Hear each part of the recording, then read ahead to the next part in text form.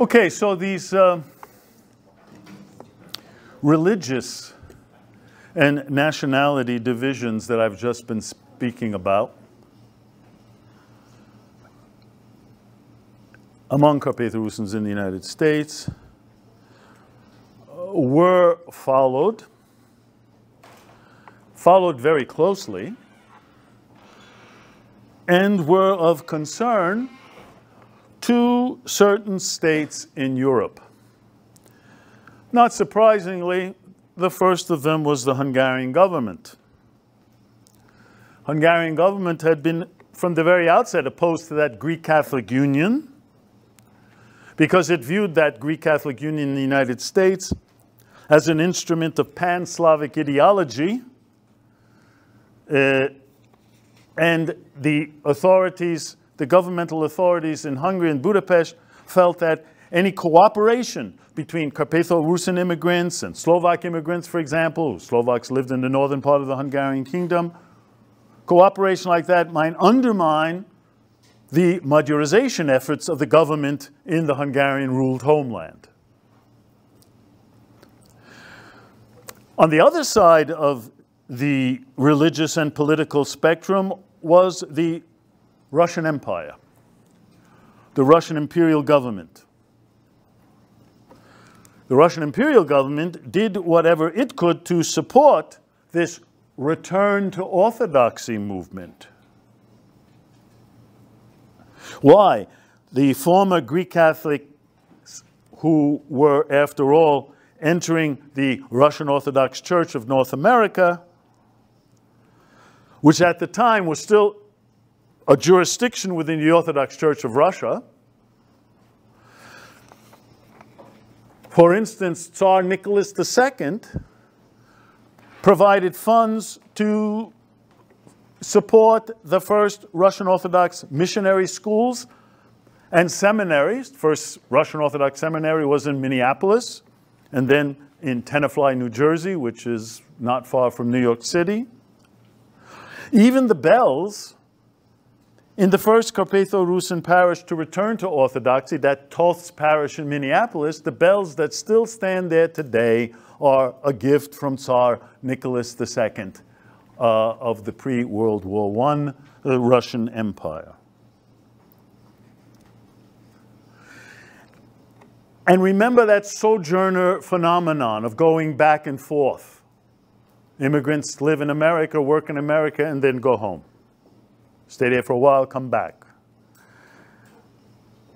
When they started to return home, whether that was on a temporary or a permanent basis, they brought with them not only their hard-earned money, but also new ideas and convictions about their religious and national identity that were formed by their experience in the United States. And among those convictions was a belief in orthodoxy. And it is perhaps no coincidence that the return to orthodoxy movement that actually began at the beginning of the 20th century in the Carpathian homeland, those villages where it first took root in the Carpathian homeland were precisely those villages where large numbers of immigrants returned from North America.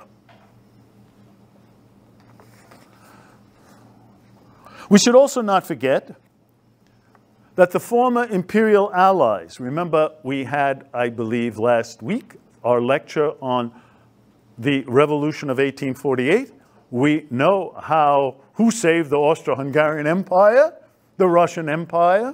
And so Russia and Austria-Hungary were close allies throughout much of the 19th century, but by the end of the 19th century, they had a falling out. And in effect, by the end of the chronological 19th century, they had become bitter antagonists, in particular rivals for political influence in Central Europe, especially in the Balkans, where the Russian Empire was assisting various Balkan peoples, Romanians, Bulgarians, Serbs even earlier, Greeks as well, by the way, in their struggle against the Ottoman Empire for independence. So the Russian imperial force was very strong in the Balkans, until today, by the way. And Austria-Hungary was concerned about that, this Russian influence on their southern border.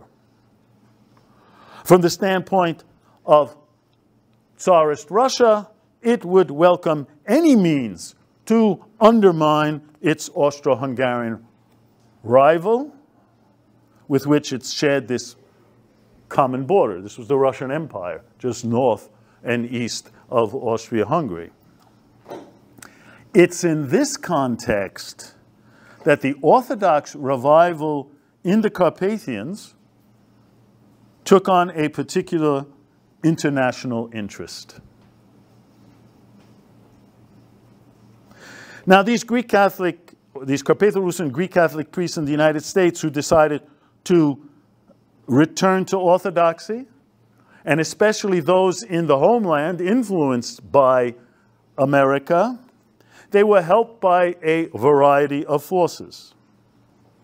First of all, there were these Russophile secular activists from various parts of in particular from Galicia and from Bukovina, these Ruthenians who thought they were Russians. And so they came among Carpatho-Rusyns and started to agitate on behalf of a Russian identity.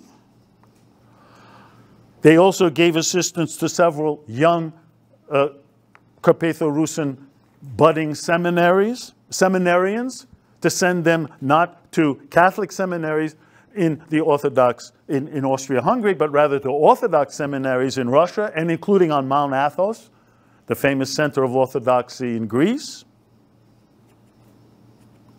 Support for these new Orthodox communities also reached the Carpathians by another rather indirect route, something called rolling rubles.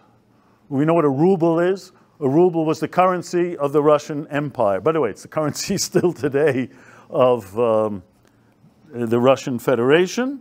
Well, what are rolling rubles? Are we playing bingo, or are we in some kind of gambling spot? Well, that phrase referred to rubles that were sent from organizations in the Russian Empire. There was actually one called the Galician Russian Benevolent Society in St. Petersburg. It was also a Carpatho-Russian Liberation Committee in Kiev. Of course, they couldn't help directly the Austro-Hungarian Empire because they're rivals. So what did they do? They sent the money to the United States, to Orthodox adherents in the United States. And when they returned to their native villages, they brought back the money and publications, Orthodox publications. So this was this kind of long indirect route from St. Petersburg to places like New York and Minneapolis, and then the immigrants bring it back when they return to the Carpathian homeland. Now, as you can imagine, the Austro-Hungarian authorities became increasingly concerned about what they saw as the Russian threat from the east, taking the form within its own borders of conversion to Orthodoxy. And the local Greek Catholic bishops, they're complaining all the time to the Hungarian government and to the Austrian government, do something about this. We're losing our flock. The Hungarian government acted first. It tried to link conversion to Orthodoxy, by the way, which was technically legal in the Austro-Hungarian Empire. It was not a crime to do this, but they then linked it to something else. Conversion to Orthodoxy now was considered alleged loyalty to another state, quote unquote, the Russian Empire. And that, therefore, could be prosecuted as a treasonous crime. And to back up its threat, the Hungarian authorities arrested Orthodox adherents in several villages. And then in 1904, it held the first of two trials in a town called Sziget, which I think was one of the places on your map, It's now north-central Romania in Maramureș County. So the first trial was held in 1904. Second one opened in December 1913. And this second trial, because of its size, actually initially 180 Orthodox converts were arrested, and then 94 of them were brought to trial. This trial was so large and was still in the Austro-Hungarian Empire, and everything was open, and so they could protest, and it attracted widespread international attention. Those 94 accused sitting in the dock, most of them were Carpatho-Rusyn peasants, were accused of treason against Austria-Hungary for converting to Orthodoxy. Their conversion allegedly implied that they were taking the first step toward uniting Hungarian Rus, that is the area of Carpathian Rus, with the Russian Empire. And after 3 months of deliberations, the court found 32 of the defendants guilty, sentenced them to heavy fines, and to a total of 37 years in prison. Now, not to be outdone, the Austrian authorities in the other half of the Austro-Hungarian Empire followed the Hungarian model, if you will. They held a trial in Lviv, which was the administrative center of the Austrian province of Galicia. That trial was in the spring, soon after the other one finished, in the spring of 1914, at which the first Orthodox priest in the Lemko region, a man named Maksym Sandovych, together with 3 converts, were accused of spying for Tsarist Russia. Of course, this is the Austrian half of the empire. They were acquitted of these charges. But Sandovich's freedom, the priest, was to be short-lived. But here we are in 1914. And Russian-Austrian rivalries over the religious orientation of Carpatho-Rusyns were about to be overshadowed by a much more dramatic and destructive event, the outbreak of World War I.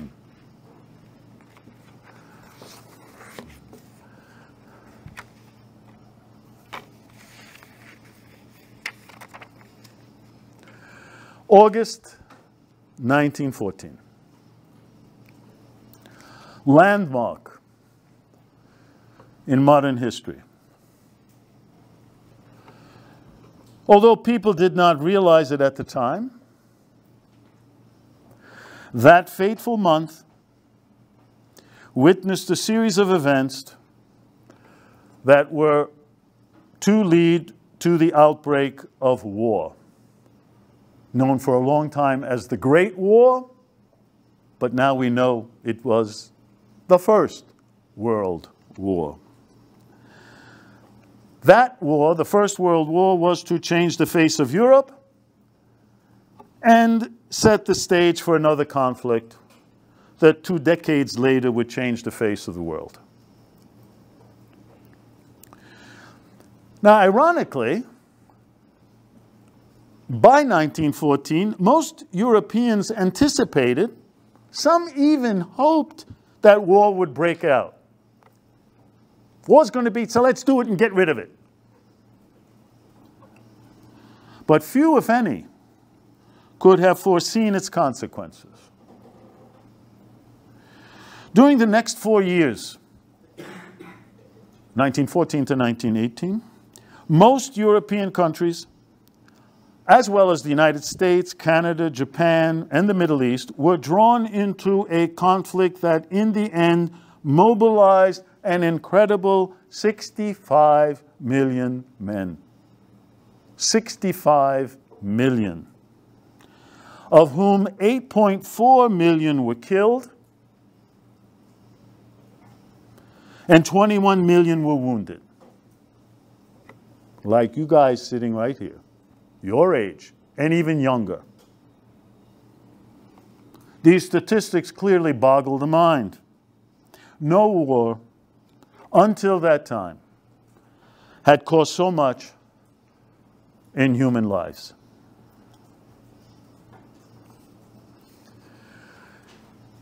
Now, in a narrow sense, this war began, of all places, in Austria-Hungary, when the heir to the throne, Franz Josef, was still the emperor, going back to the revolution of 1848. He's still there, but he's getting old, to say the least. And so who's going to succeed him? Well, he had a chosen heir. And that chosen heir was named Franz Ferdinand. And in June 1914, he was assassinated by a Serbian nationalist. Now, Serbia at the time was this small country just to the south of the Austro-Hungarian Empire. But the Serbian national movement and Serbian nationalists claimed that part of their state should be this neighboring province called Bosnia, or Bosnia-Herzegovina, which the Austrian Empire had annexed already in the 1870s, but formally in 1908. And they wanted it. And where was this Franz Ferdinand visiting when he was shot? In the administrative center of the Austrian province of Bosnia-Herzegovina, Sarajevo. So that's the specifics. In a larger sense, World War I was the result of power politics, diplomatic maneuvering that created ever-challenging alliances between the European continent's larger and smaller states.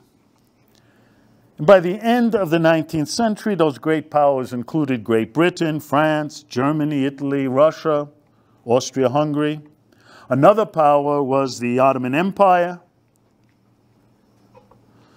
But despite its large territorial extent, that is the Ottoman Empire, it was considered the weak element in Europe. And each of the other great powers was afraid that its rivals would take advantage of the weakened Ottoman Empire, and therefore all were willing to come to the aid of the Ottoman Empire.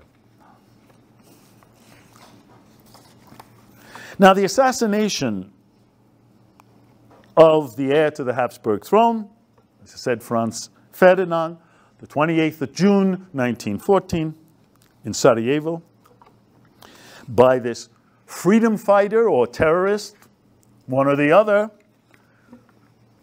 Serbian, clearly. That assassination set in motion a series of events that made the anticipated war now seem inevitable. 1 month later, on July 28, Austria-Hungary did declare war on Little Serbia, and immediately the alliances from the pre-war era of the great powers now took effect. Beginning on August 1st, it took only a week for most of Europe's great and smaller states to declare war on each other. There were, in fact, a few subsequent changes in these coalitions, but by 1915, the main protagonists were, on the one hand, the Allied and associated powers, sometimes popularly known as the Entente, and the Central Powers, which used to be called the Triple Entente, so it's confusing. So we have the Central Powers and the Allied powers. And you can see them laid out there on this chart. Now, there were two main theaters in the European conflict. There was the Western Front, that most people know about and that you study about, with France and Britain pitted against Germany, primarily in what is now northern and northeastern France. But there was also the Eastern Front, with Germany and Austria-Hungary on the one hand, opposed to the Russian Empire on the other. By the way, there were also two southern fronts where Austria-Hungary faced Italy and Greece. And this map here shows all of those fronts. So here's the main front, the Eastern Front, and then the two southern fronts here in Greece, northern Greece, and here in northeastern Italy. Now, Galicia and Carpathian Rus are right smack in the middle of the Eastern Front. And as a result, both areas were drawn into the conflict literally from the very beginning. Already in August 1914, Austro-Hungarian forces crossed over into the Russian Empire right here, but within a week were turned back by a Russian counter-offensive. Tsarist Russian troops advanced so rapidly, they captured the administrative center of Galicia, that is Lviv, already on September 12, laying siege then to the strategic fortress of Przemysl or Peremysl, that you know where that is. The Russian troops bypassed Peremysl, went as far west, and almost reached Krakow at the far end of Galicia. So they got this far in less than a month. What did that mean? All of Austrian Galicia, almost, but including the entire Lemko region, was in the hands of the Russian military. Tsarist troops also succeeded in taking several of those Carpathian passes that you know about, whether it is Uzsok or Veretsky or the Tatar Yablunets Pass in northern Hungary, which means that they then crossed over into northeastern portion of northern Hungary, literally in Carpathian Rus. That being the case, it seemed that the heart of the Danubian basin was open to the enemy, in this case, the enemy being the Russian Empire, and fearing the worst, Austro-Hungary's chief of general staff launched a major counteroffensive, which came to be known as the Karpatenkrieg, that is the Carpathian Winter War. Beginning in mid-January 1915, lasting for 4 months, Austria-Hungary tried desperately to stop the Russian armies at those passes, the Dukla Pass, the Lubkov Pass, the Uzsok mountain passes. You know where all of those are because they are in the heart of Carpathian Rus. It was also during those few months of early 1915 that towns like Medzilaborce, Svidnik, Humene, which you all know where they are, and the surrounding Carpatho-Rusyns villages were heavily damaged, including the complete destruction of the Basilian monastery in Krasny Brod, just south of Medzilaborce. So confident were they in their success, and it clearly was a pretty rapid success, that Tsarist Russian authorities decided to set up a civil administration as the first step toward full annexation of Galicia, Austrian Galicia. Tsar Nicholas II himself visited Lviv, the administrative capital of Galicia, in May 1915. By that time, he and his advisors were convinced that after centuries, the ancient Russian land of Galicia would once again be part of the patrimony of Holy Rus under the scepter of the Tsar of all the Russias. Read Vladimir Putin's famous or infamous text of the summer of 2022, and you think you're listening to the same thing that I just said. No different.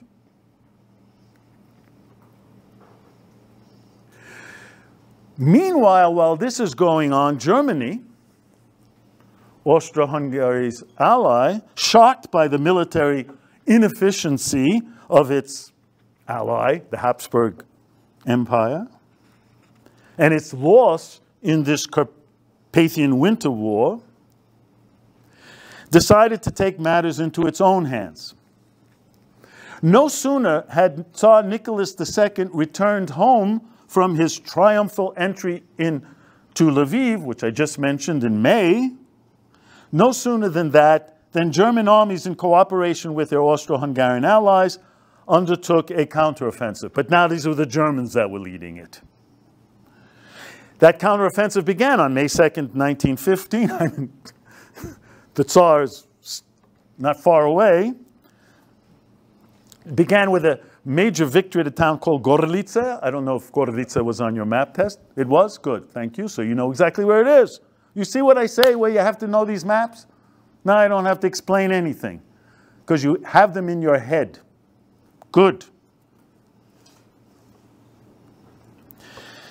And so before the end of May, Russian forces were drawn eastward beyond the San River and out of Carpatho-Rusyns areas in Hungary. Lviv was retaken on June 22nd, and by the end of the month, Austria-Hungary was able to restore its rule throughout all of Carpathian Rus and throughout most of Galicia, with the new front line leaving just a little chunk of Galicia still under Austrian rule in the far east of that province. Now, during these early battles, as well as throughout the war, thousands of Carpatho-Rusyn young men served in units both of the Austrian Imperial Army and the Hungarian National Guard, or the Hungarian National Army. In particular, on the Eastern Front, many were captured and spent most of the war years as Russian prisoners of war, somewhere in the Russian Empire. That was actually a fortunate experience, relatively. Because on the southern front, particularly here in present-day northeastern Italy, they were less fortunate. There, tens of thousands died in northern Italy during 12 exceedingly costly but inconclusive battles lasting over a period of 2 years. So you know this, the fronts, they never go away, they just keep standing there. So they had the same battle along a river called the Isonzo, 12 battles over 2 years. No one moved more than a little bit. Back home in Carpathian Rus, the cycle of military advances and retreats, as we've just seen by Russian forces, then Austro-Hungarian and German forces, between August 1914 and May 1915, had a very negative impact on large parts of Carpathian Rus, in particular in the Lemko region, on the Galician side of the Carpathians. On the one hand, there was much material destruction as a result of fighting during the Russian advance into Galicia and northern Hungary. And then during the Austro-Hungarian counteroffensive launched at the Battle of Gorlice, as a result of which several nearby Lemko villages were partially destroyed. But even more devastating and with longer lasting effects than the damage caused directly by fighting was the persecution of Carpatho-Rusyn civilians carried out by the Austro-Hungarian military and the Habsburg governing authorities. Already on the eve of the war, we saw how those Carpatho-Rusyn converts to Orthodoxy were brought to trial on charges of treason, allegedly because of their sympathy for Orthodox Russia. The anti-Russian war scare and the actual invasion from the east placed Carpatho-Rusyns in a very dangerous situation. By the way, symbolic of this danger was the fate of this Lemko-Rusyn Orthodox priest. I mentioned him, Maksym Sandovych. He was the one of the three put on trial in Lviv in the spring, in May 1914, and then was acquitted. So he was released. But then he was rearrested after the outbreak of war in late August. This time he was rearrested with his entire family. He was imprisoned in Gorlice. But within a week, as Tsarist Russian forces were rapidly approaching from the east, he was taken out of his cell and shot. Now he became a martyr for the faith. By the way, 8 decades later, in 1994, Sandovych was proclaimed Saint Maksym by the Polish Autocephalous Orthodox Church. We should also remember that the common ethnonym, which is a problem here, as you're going to see, the common ethnonym for Carpatho-Rusyns was Ruski, with a soft S. Ruski, which we translate and is translated as Rusin, but it is Ruski. Can you hear the difference between Ruski and Ruski? I can have difficulty saying it. In other words, if asked about one's identity, a Carpatho-Rusyn peasant would most naturally respond, "Ya Ruski," or "Ya bisiduju po-ruski," or "Hovoryu po-ruski." Now, to the untutored ear of the Austrian or Hungarian soldier, this clearly sounded like Ruski, that is Russian. So these peasants, "Ya Ruski," oh, you're the enemy. That is, you're Russian. And hence all Carpatho-Rusyns could be considered Russians, the enemy. And what was the result of this confusion of sounds? First, as the Austro-Hungarian troops retreated in September, embarrassingly so, they were pushed out like incredibly fast, as we've just seen, in September 1914. As they're retreating, they frequently shot indiscriminately or executed by hanging hundreds of innocent Lemko-Rusyns Ruskis. It was reported that the Hungarian National Army, the Honveds, were particularly cruel in expressing their anger against any Lemko-Rusyns who got in their way. As for the Habsburg governmental authorities, they carried out persecutions in a more systematic manner. Already in August 1914, all of those Ruskobosas, remember we spoke about this kind of religious dormitories that were not religious, dormitories, secular dormitories that were set up for Carpatho-Rusyn students who came to towns like Novi Sanj or Sanok or Gorlica. All of those now were closed. All of their staff were arrested. And these were only some of the hundreds of persons arrested throughout the Lemko region during August and September, the beginning of the war, 1914, all on suspicion that they might collaborate with the advancing Russian army. These arrested had previously been identified in Austrian intelligence reports as members of Russophile-oriented organizations or as subscribers to Galicia's Russophile press.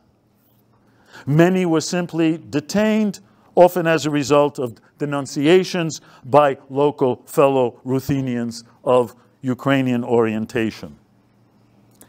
Austrian military tribunals passed judgment on the arrested, and those who were not already legally executed or lynched by angered soldiers were now deported to an internment camp set up in Thalerhof in the western Habsburg province of Styria near the city of Graz. Graz is here in present-day Austria. This internment camp was set up in September already 1914 no longer exists. It's under one of the runways of the airport in Graz.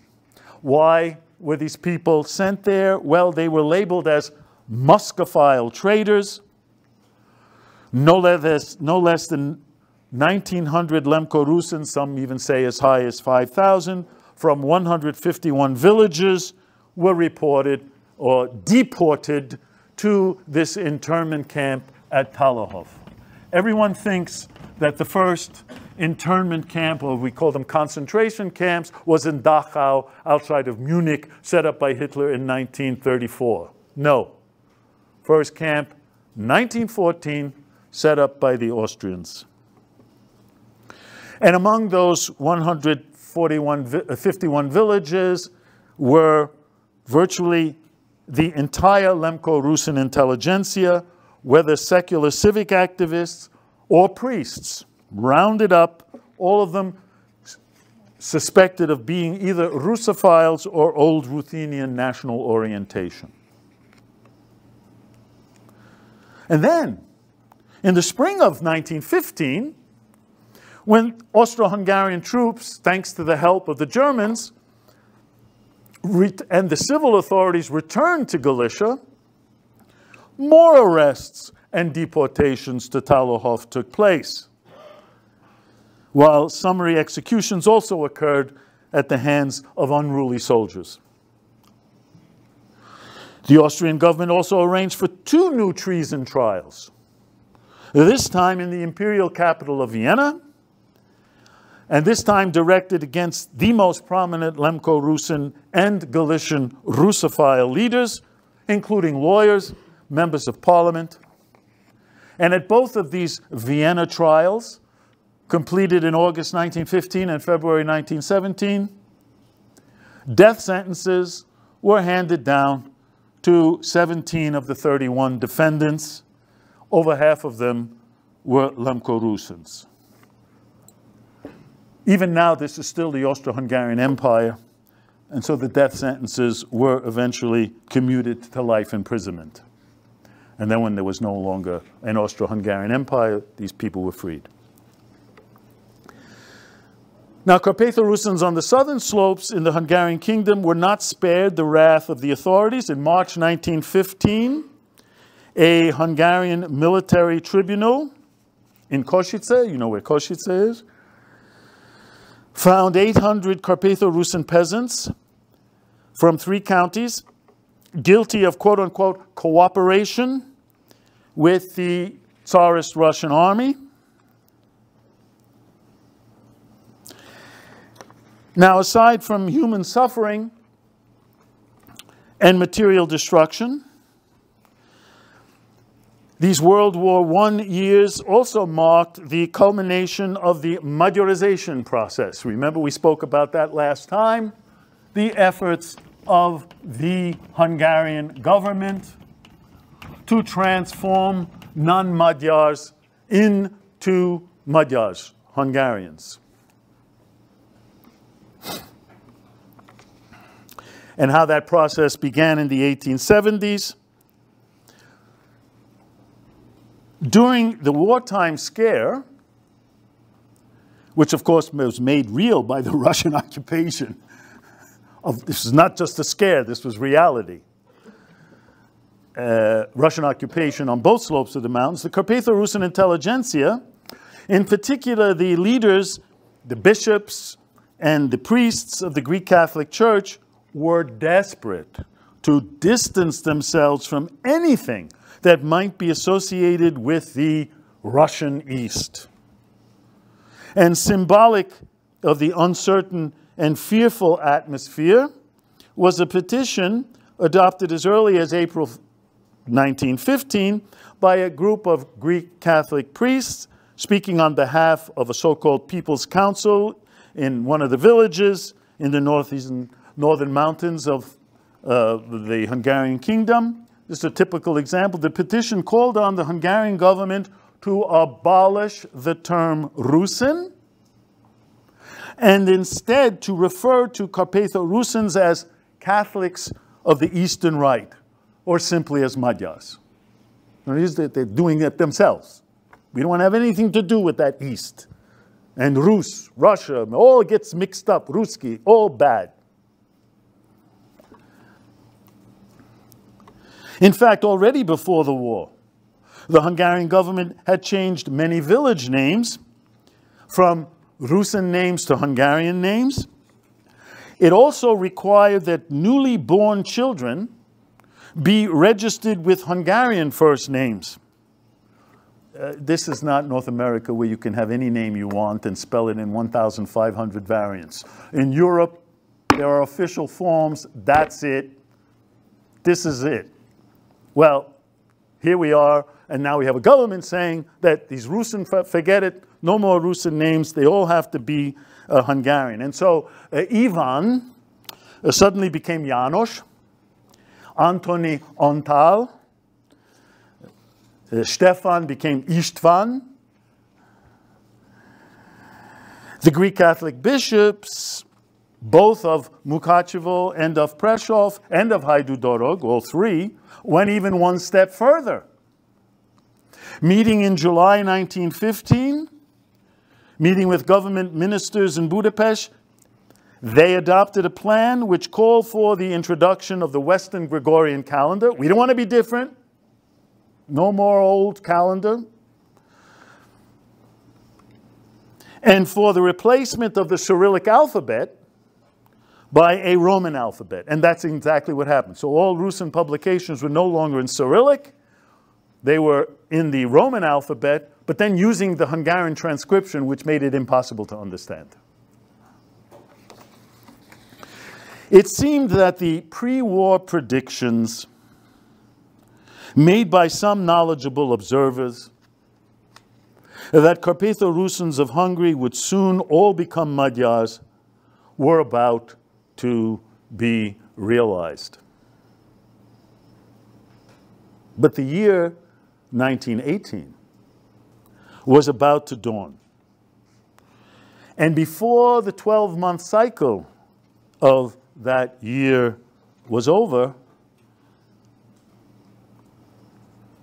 the Austro-Hungarian Empire itself had come to an end.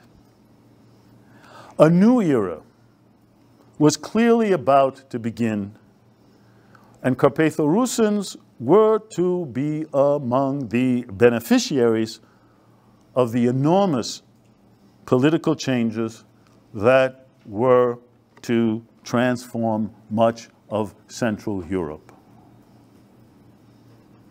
But you're going to have to wait a whole week, unless you do some reading before, to find out what those changes are and their implications for our subject.